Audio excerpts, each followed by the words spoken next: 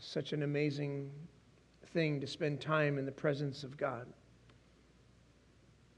I have been walking us through a series over the last 4 weeks. Today is week 4.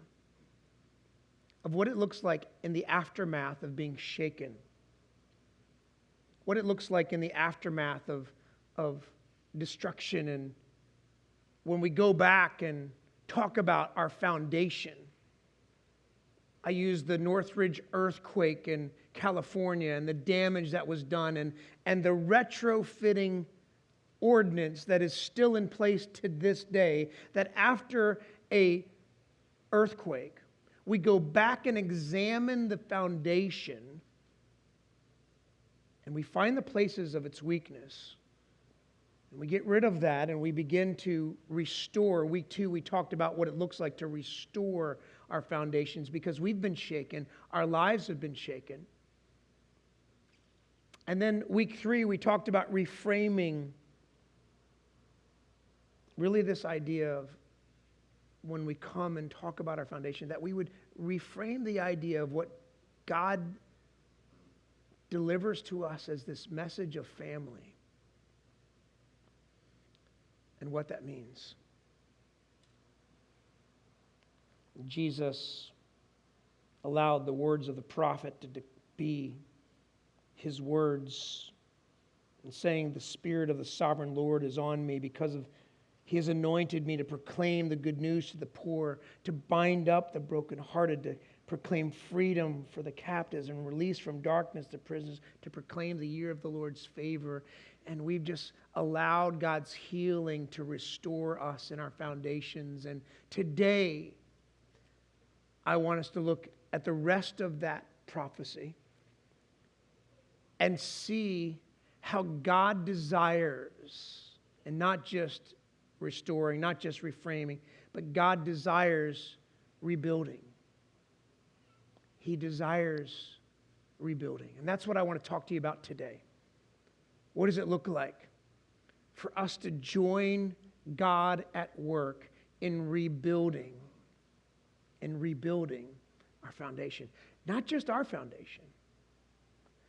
What would it look like to join God in rebuilding the foundations of those who've been broken even around us? Listen to the rest of his prophecy in verse 3, Isaiah chapter 61. He says this: "They will be called the oaks of righteousness, a planting of the Lord for the display of his splendor. They will rebuild the ancient ruins and restore the places long devastated. They will renew the ruined cities that have been devastated for generations."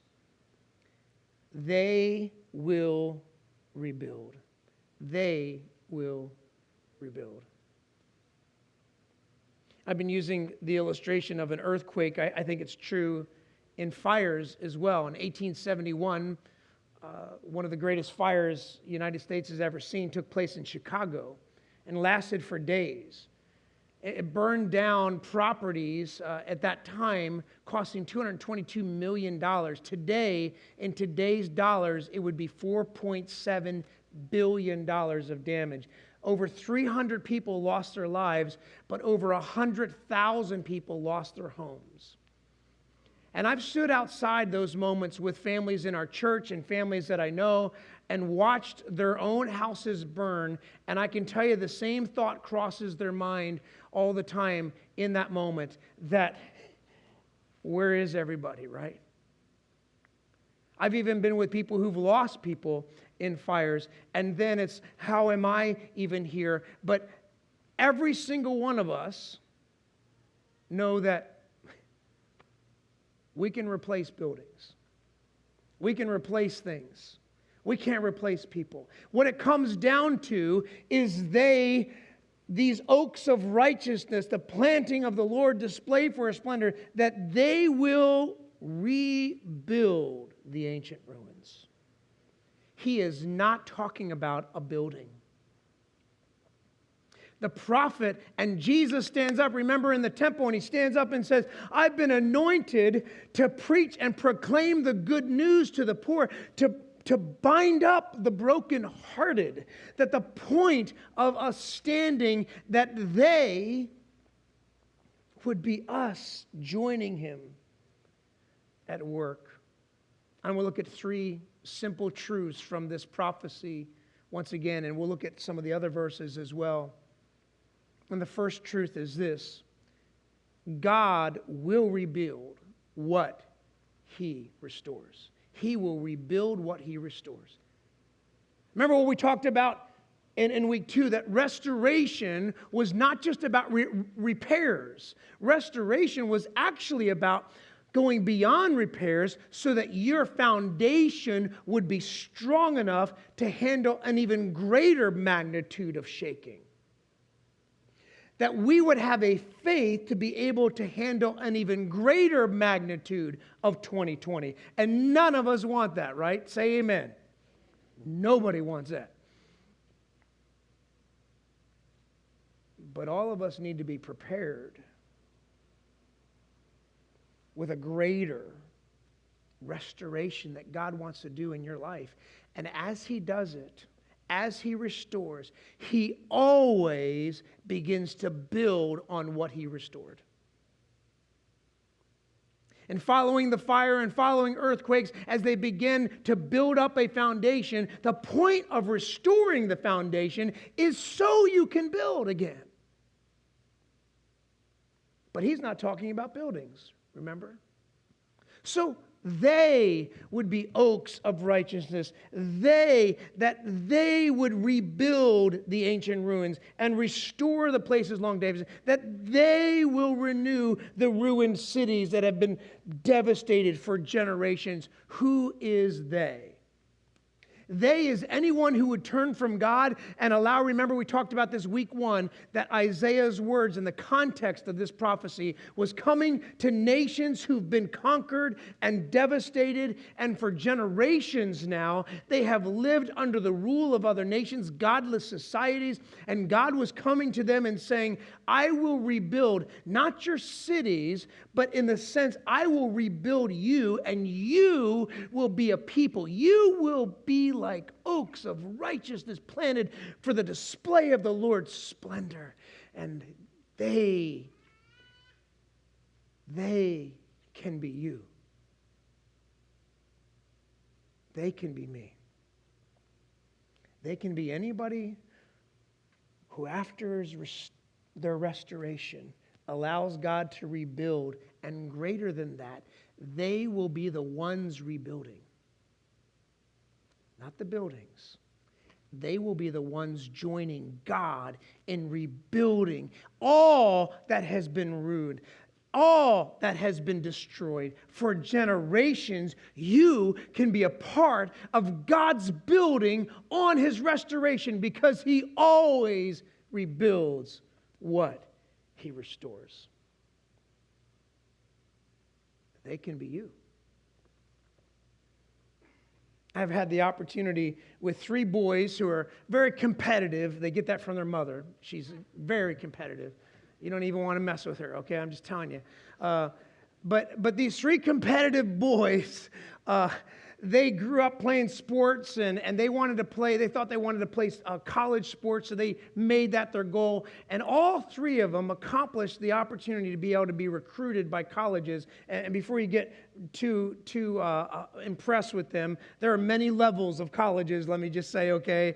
They wanted to play, and all of them got recruited by multiple colleges. 2 of them decided to play for Division III schools. The other one said, I'm going to save my body, thank you very much, and go to a school that I want to go to, not one that I want to play for. But in all 3 of them, across 2 different sports, every coach asked them a variety of questions unique to them. And I got to be there, which is pretty cool. But I thought about it the other night, that every single coach asked every one of them, again, across 2 different sports, every single coach asked them the same question at the end of their time together. They would usually make a weekend of it, or they would go to games, they would hang out with the team, they would do all kinds of fun stuff together, and then they would the team's trying to talk them into coming, the coach is trying to talk them. But then at the end of the day, they wanted to know and ask this question. And here's the question they asked. Hey, Bruce. Hey, Brady. Hey, Brett. Could you see yourself? Could you see yourself contributing at this level? I've seen you play. You play at an elite level. But could you see yourself contributing and really contributing here and building and taking us to new levels? Can you see yourself doing that? Two of them said, yes, sir. The other one, he just shrugs. So he doesn't. That's a yes. A nod. He got a nod. And then specifically, he said, well, more specifically, could you see yourself on this team? As you've gotten to know the guys, could you see yourself a part of this team? That's my question for you today. Could you see yourself a part of God's rebuilding team? For many of us, you're like, whoa, I'm not a pastor or nothing. I mean, God's got a lot of rebuilding to do in me, Pastor. I'm not sure I'm the right person for the job. I'm not sure I'm the right person to be building anyone else, okay? Wait, did you forget how Jesus himself said, I am anointed, the sovereign Lord has anointed me to proclaim good news, to set the captive free, to bind up the brokenhearted. Did you forget that he was calling the broken to reach the broken? Why do you leave yourself out of that? Why do you say that's someone else's job? Why do you say that somehow it's someone else's responsibility to rebuild the ruins of our city? And we're not talking about the buildings. Why do you think it would be someone else? Why not you? Why not exactly where he placed you in your family?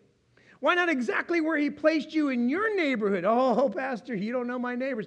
What about exactly where he placed you in your workplace? What about exactly where he placed you in unemployment? What about exactly where he placed you in the situation that you're facing and the people who are around you? What if he saw you and asked you this question? Can you see yourself a part of this team of rebuilding?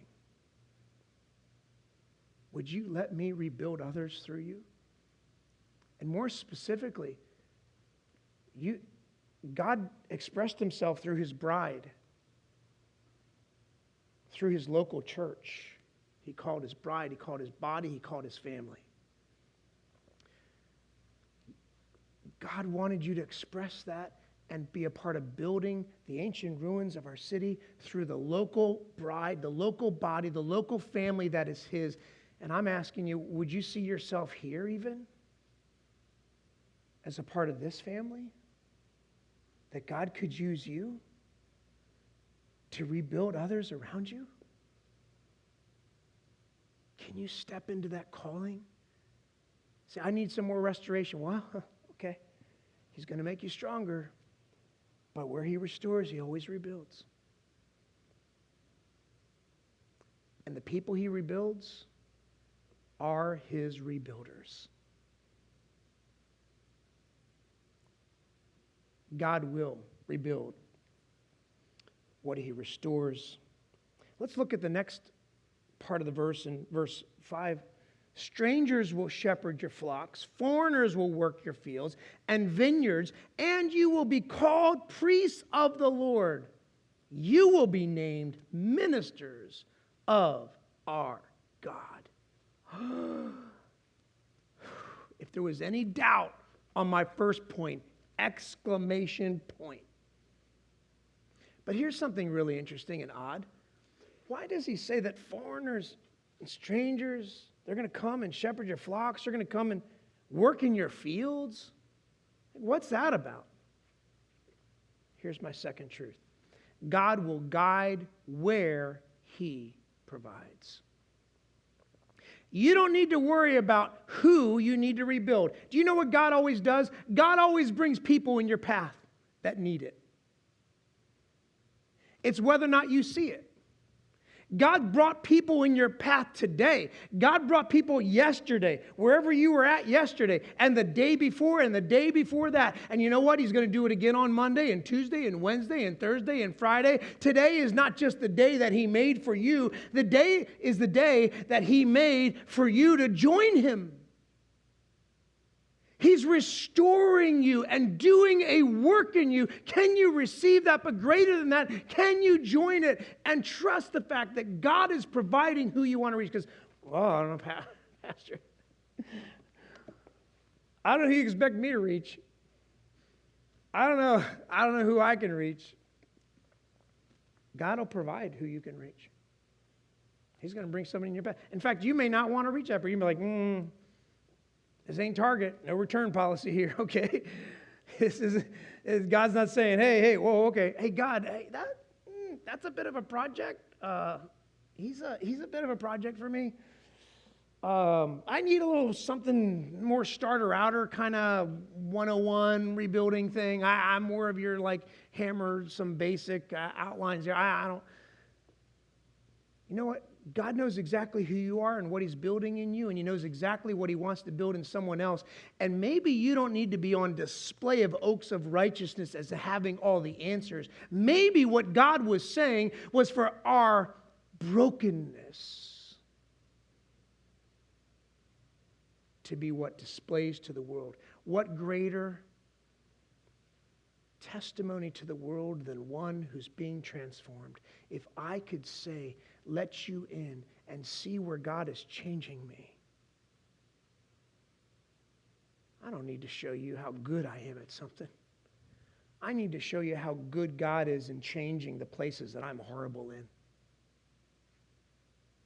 That He meets me exactly where I am, because that's who you are.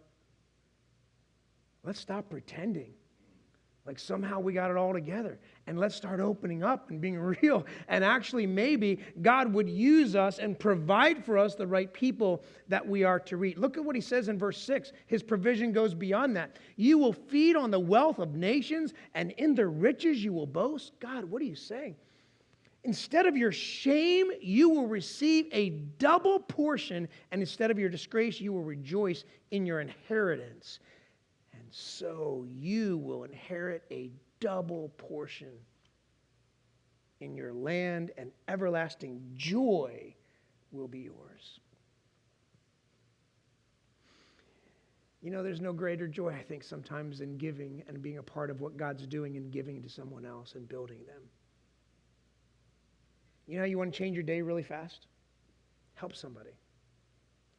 Say, why does that help? I'll tell you why it helps you. Because you tap into a place where God is. You tap into something that God's doing. And you become a part of rebuilding something that He's building. And while you're rebuilding that, you know what He does? He uses it to build you. Because your blessing isn't just your blessing. God's provision, your provision, isn't just your provision. You were meant to be, not like the story that Jesus told where He had barns and He stored up. I'm going to save this up and I'm going to store it up. No. He said, you fool, tonight you will lose your life. All of it will be gone and none of it will matter. Stop saving up stuff as if it's yours and become the pass-through of blessing that I wanted you to become. I wanted to give you this because not only do I show you the people, but I give you the resources, and wherever I'm guiding, I'm going to be providing right there. And maybe not just for you. 2020 has been a rough year for businesses, amen? The casualty list is huge. See, if you're talking about money, finances and all that stuff, I mean, there have been businesses left and right closing all the time. The businesses, local businesses that have just, look at the list, it's huge, of businesses that are shutting their doors. I've walked with a lot of people, and as a church, we've walked with a lot of people through the destruction of this and through joblessness and through watching what they've loved and built in their lives go under. It's painful. It's exhausting. Brokenness. And I know a family in our church, they allowed me to share this story without their names, who built a business, a very successful business, And they poured their lives. In fact, they were getting ready to kind of transition to the next generation and let the next generation bear the fruits of their labor. And they built this great, successful company. And all the time, they were giving it to God and giving from it and giving it to God and saying it's God's business. He can do whatever He wants. But 2 years ago, they were on the verge of shutting their doors. They knew what it was suddenly to go from feast to famine. And I walked with this family and prayed with them week after week and said, and over and over again, they kept saying this: we trust God. It's His business to begin with. He can do whatever He wants. And you know, they never stopped trusting God. They never stopped committing their business to the Lord. And they never stopped giving. Imagine that. They weren't taking a dime, but they never stopped giving because they believed that they were a pass-through. And as long as whatever resource I'll have, I'll give to the last dollar that I have. I'll give that. I'll be that pass-through. Do you know that in 2020, they had one of the greatest, most successful years in business that business has ever seen?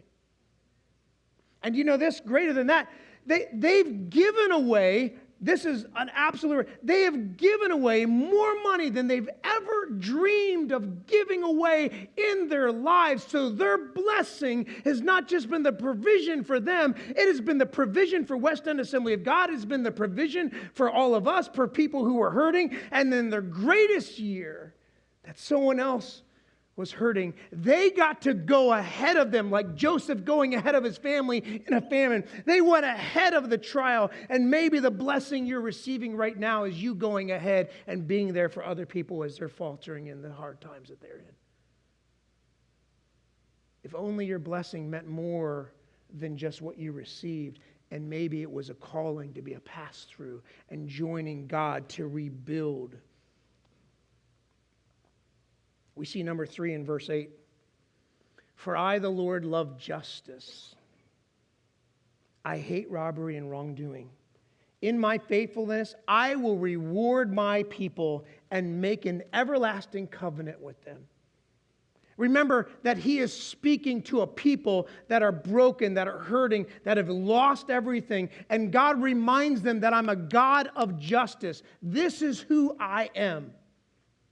That's why I laugh when people say, hey, can you stop preaching about social justice and start preaching the Bible? I'm like, what Bible are you reading? Because I don't know any other Bible. I didn't know there was another version, because God is justice. Now, I'm not talking about the agendas of social justice and those things. I'm talking about kingdom justice. God created it, and God is a God of justice. He hates when people lose and hates when people get taken away. He knows what the enemy's trying to do. And let me tell you what He goes on to say. Their descendants will be known among the nations. It may look like you're losing now, but your descendants will be known among the nations, and their offspring among the peoples. And all who see them will acknowledge that you are so amazing. What a comeback story. Wow, let's put you in the paper. That is amazing. What an incredible story. I want the name of that person. Pastor said, we can put him on. We want to see his story told in television, because I need to meet with him, because I need to find out how they did that in 2020, because they're thriving. No. That all people would see and acknowledge that they are a people the Lord has blessed. I don't need you to acknowledge what I've done. I need you to see what God is doing. Which brings me to number 3. God will build His legacy when we follow Him. Descendants you don't even know, that you are not even aware of, will experience. You step into praise and you say, nothing else matters, God. Nothing else matters. You begin to praise and you begin to worship. There is a legacy of praise. Did you know that? There is a legacy of praise that takes over. Listen to his description, not mine, of the legacy of praise in verse 10. I delight greatly in the Lord, the prophet says. My soul rejoices in my God, for He has clothed me with garments of salvation and arrayed me in a robe of His righteousness, as a bridegroom adorns his head, like a priest and as a bride adorns herself with her jewels. His church is the hope of the world because that's his bride. The prophet was seeing a time when generations after generations after generations will know you could be completely destroyed in a godless society, and you say, how in the world will we ever perpetuate the gospel to the next generation because this world is so fallen? Let me tell you, it's nothing like Israel was facing, and he was promising them, and the covenant of joy was given to them, and therefore to us and our descendants that we don't even know, and you may not be aware of it, but the praise in your life is setting up a legacy of praise. Do you just keep praising? And there's a legacy of praise. And he talks about planting seeds because there's a legacy of growth. Listen in verse 11 what he says. For as the soil makes the sprout come up and a garden causes seed to grow, so the sovereign Lord will make righteousness and praise spring up before all nations. God is planting in us his character as a God of justice and righteousness. He's planting seeds in us. And as they grow, they impact the world around us. And he doesn't just want the impact for you today. He wants the impact for you to join and be a part of his rebuilding team. He wants to build a legacy. Get this, get this, get this. You won't believe it. He wants to build his legacy through you. Think about that. I don't know what we're going to do in 2021. Look, nothing's changed. We're so focused on making sure we're right, we're missing the whole point altogether. Like, I can't wait till this new president messes up because then I'm going, ha, ha, ha, all you people voted for it. Can't wait. Oh, you wait and see. Oh, look. Oh, where are they now? Where are all the supporters now? Where are they now? Where are they now? And we're boasting and praising the wrong things. We've become so focused on what we see and what we think and what our opinion is that it's more important to be right than about rebuilding. You're rebuilding the wrong thing. Stop building that building. That's hay and stubble. They said that burns up and goes to nothing. That there's silver and gold that God does, and it's everlasting. And he puts it in you, and he wants to build a legacy through you. He doesn't want you to be a legacy of being right. He wants you to be a legacy of his righteousness that builds other people no matter what they think, no matter who they voted for, no matter what you think of anything. God, you would say all that matters is your righteousness. God, build your legacy.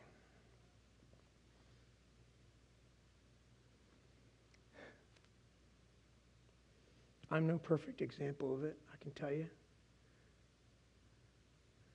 I've been wondering the same questions you're wondering. But I see God work ahead of me. And those who are legends. In fact, we get to be a part of West End Assembly of God has been around here 51 years. I serve with pastors who've been serving as pastors for over 40 of them. I serve with people on staff who've been here 20, 30, 40 years. I serve with a group of leaders that have been a part from the beginning. We have people who've been a part of this family that God is building a legacy, not for WEAG, but a legacy that they may never even meet the generations to come. But God is building his righteousness, and that the whole world would see the splendor and the covenant of joy that he gave. I was listening to Pastor Stephen Martin, a friend of mine and great pastor who grew up in this church. And he's one of the pastors at a church in Wyoming called Summit Church. And recently on our Facebook page, we reposted one of his sermons. And I hope you'll go back and watch the entire thing. Every minute of it is so amazing. It touched me so deeply. Because in the sermon, it's beyond being an amazing sermon, he uses an illustration of his own father, who is a legend in my life, a mentor in my life, one of the teachers that has changed my life, in Pastor Bill Martin. And you may not know Pastor Bill. You may have come in the last few years and not realize, but let me tell you, you know his work and you know the work of God through him just by being here. And so Stephen asked this question: who's following you as you follow Christ? Who's following you? And I just thought, rather than my words this morning, I just wanted to invite Pastor Stephen, along with the help of his dad, Pastor Martin, to speak in their own words. So would you listen to this? Now, I'm going to let my dad actually tell you a story of a woman who faced a very difficult thing in her life, and yet she remained unwavered in following Christ. Christian writer S.D. Gordon, who tells a story about an elderly lady who, as she got older in her life, began to lose her memory. Sometimes that happens to us younger. She began to lose her memory until finally, having known most of the Bible and able to quote most of it all of her life, she had forgotten it all except one verse, 2 Timothy 1:12. You know it. I know whom I have believed and am persuaded that he is able to keep that which I have committed to him, unto him against that day. So as she got older, it was the only verse she could quote. It was a pretty good one. A couple of years wore on and she lost more of her memory. She got to a place where she could only quote a portion of that verse. The portion that she could quote was this one: that which I have committed unto him. And if you ask her, that's what she'd say. Tell me something from the Bible. That which I've committed unto him. She reached the end of her life and she was dying. And her memory was almost all gone. She couldn't remember anything. But she remembered one word from that verse. Him. Him. Him. That's all she'd quote. She had lost the whole Bible except for one word. But in that one word, she had the whole Bible. And to her death, she was quoting that, standing on it, not being moved. Him. Him. Him. It's why we serve now, because of him. When we die in him. When the day of the Lord comes, if we go by death, we're going to be raised up and transformed to live with him. If we happen to be alive, we're going to be caught up and transformed to reign with him. Because him is what it's all about. You know, sometimes things happen in our lives that have the potential to take our eyes off of Jesus. Things happen that maybe get us to forget about what he's done for us, or even to take us off of our mission to follow his example and to love others with his love. And in 2007, that something happened in my family. My father was on the verge of finishing his doctorate in ministry, and he'd served in his church for nearly 40 years. He was loved by the people in that church. And we were on vacation that summer, and my dad is usually a pretty brilliant and dangerous board game player. And we were playing a game, and we all noticed that he was struggling to keep up with the game. In fact, he was starting to struggle at the church, forgetting meetings and appointments and counseling sessions and losing his place while teaching. Within the year, he was diagnosed with dementia. He was 55. Then in 2011, he was 61. They diagnosed him with Alzheimer's. And after that diagnosis, and really in the years following, this has been incredibly hard for me and my family. We've gone through every possible emotion that you can imagine. We've asked why this would happen to a man like my father. What will the road ahead look like? It's been one of the hardest things that I've ever faced in my life, and especially because he started very slow and didn't seem like it was progressing that long, but in recent years it has progressed much more rapidly. And so it was back in 2011, and my dad was still kind of, he was still with it, and it was decided that with that diagnosis, it was time to tell the rest of the church staff about what had been going on with my dad. So there was a meeting with the staff, and these were people that my dad had served with for decades. And so the pastor started to begin to share with the staff about what had been going on, and tears are just flowing all over the room. The pastor asked if Dad wanted to share anything, and he did. And out of everything that he said, this one thing has changed me and will forever change my family. My dad said, "The Lord gives us all crosses to bear. I don't know why this is my cross. I may never know, but I will bear it. I will pick it up every day and bear it to the best of my ability."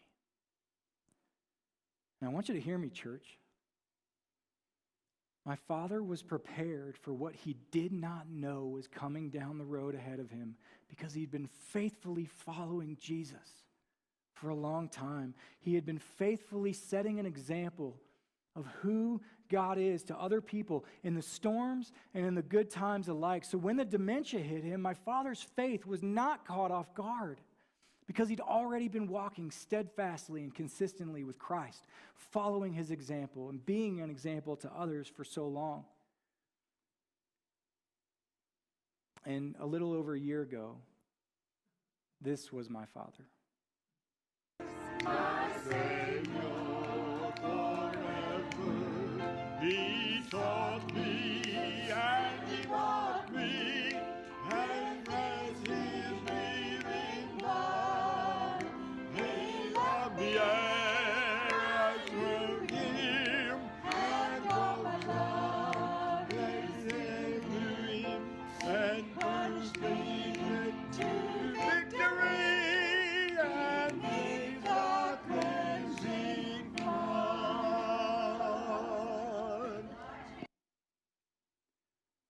I got to be with my parents 2 months ago over Thanksgiving, and today, my dad doesn't know who I am.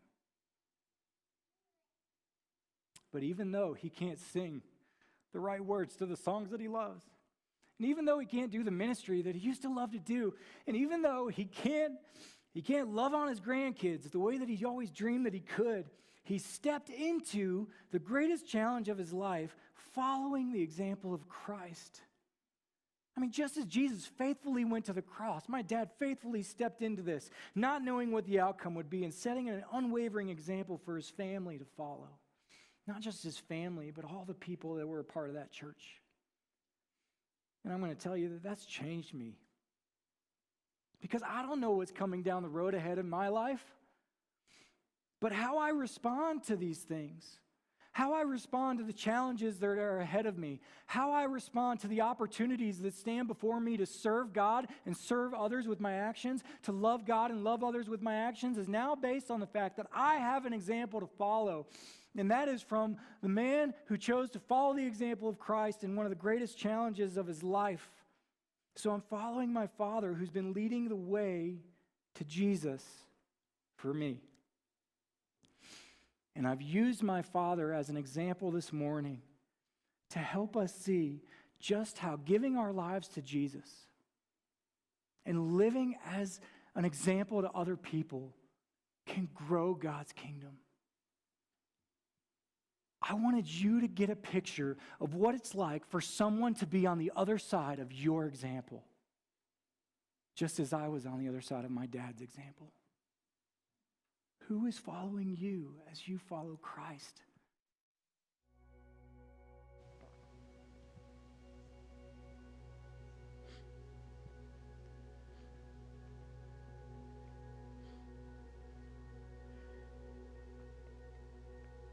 The last time I got to hang out with Pastor Bill, Pastor John and I were together. And I think it's amazing that he may not be aware of me in the same way he used to be, or aware of his family even in the same way that he was. But whether you're aware of it or not, God is building and the seed and growing the seed that was planted through a man of God. You will never know. You will never know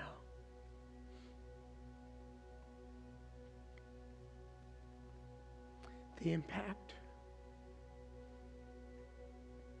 of one life.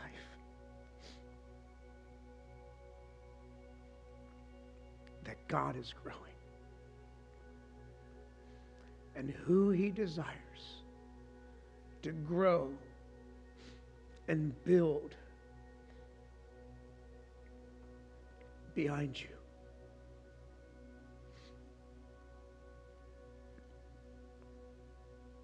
So let me ask you,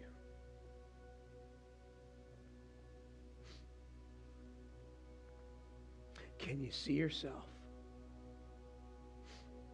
a part of God's building team?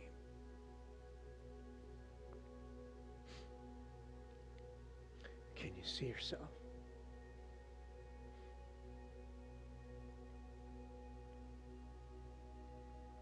as someone who builds others because of how God's building you? Would you pray with me? I want to take a moment for those who are watching online or can create a space for themselves. Those who are here in person, would you just block out the distractions for a moment before you leave?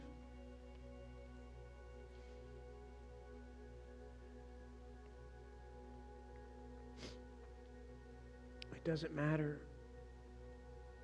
what's going on in your life. Maybe you're here today and you've never crossed the line of faith to place your belief solely in Jesus Christ, and he's not building you because of a block in your relationship, and today he wants to offer you a relationship.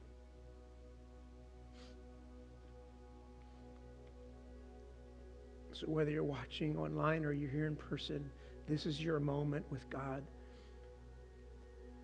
And if you'd pray this in your own words, it's not because the prayer means something, it's because what's behind the prayer means everything.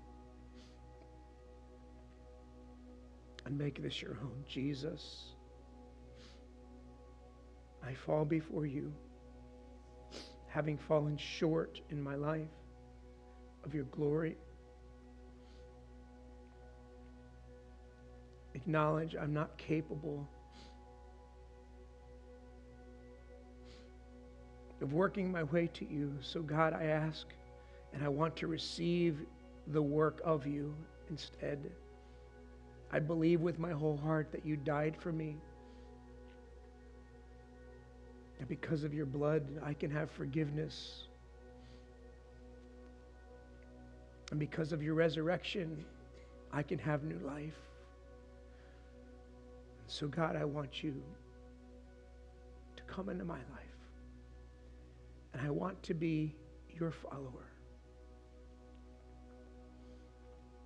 And maybe you've been following Jesus for a long time, so I want to ask you to offer your own prayer.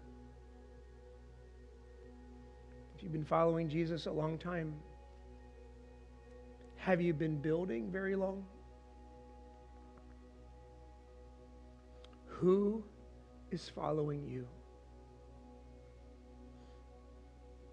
Who is God desiring to build behind you?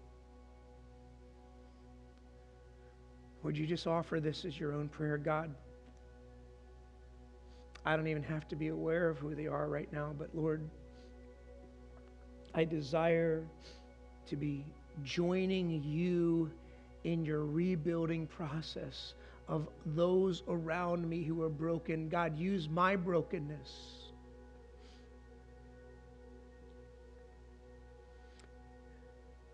Restore me and then build on me and through me. Provide the people that you desire for me to reach and the provision that I need to do so. And God, would you build your legacy, not my own? And build those behind me. Would you use me?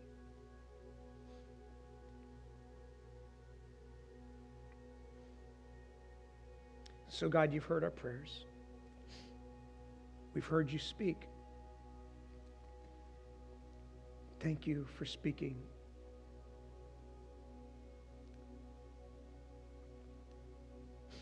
Now may as God build you and God build me, that we would build others as we go. In Jesus' precious name I pray. Amen.